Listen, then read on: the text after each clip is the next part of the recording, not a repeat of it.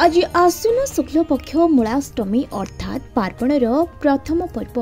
एही अवसर में आज आरंभ हो विभिन्न शक्तिपीठ में षोहल पूजा जहाँ दशहरा पर्यंत चलिबो।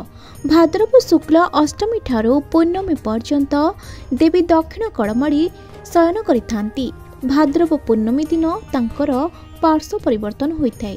सही दिन ठारू आश्विन कृष्ण अष्टमी पर्यंत से बाम कड़माड़ी शयन करिथांती।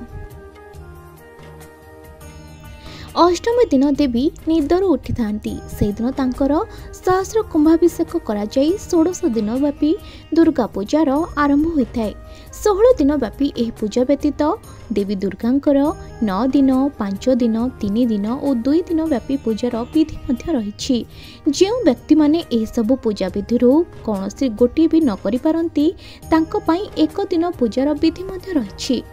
से एक दिन पूजा विधि आश्विन शुक्ल नवमी दिन करा जायथाय। ए समस्त प्रकार पूजा विधि परे आश्विन शुक्ल पक्ष दशमी तिथिर एकादश मुहूर्त बा प्रदोष समय रे अपराजिता दशमी पूजा करा जाय। यह विजय दशमी भाव में ख्यात।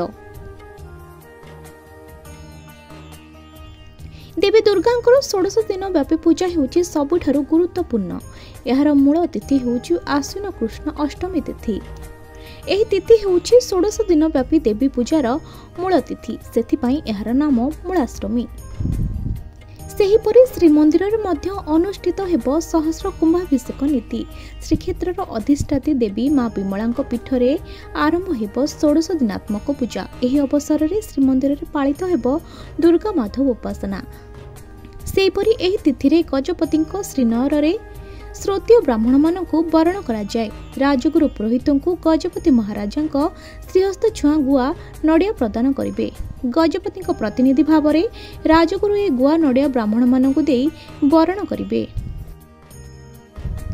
माँ विमला पीठ निमंते पूजक जड़े परीक्षा चंडी पाठक मंत्र जापक सहस्र नाम पाठक को वरण करा। आज ओडिशार विभिन्न देवी पीठरे मां को 16 उपचार पूजा आरंभ हेबो।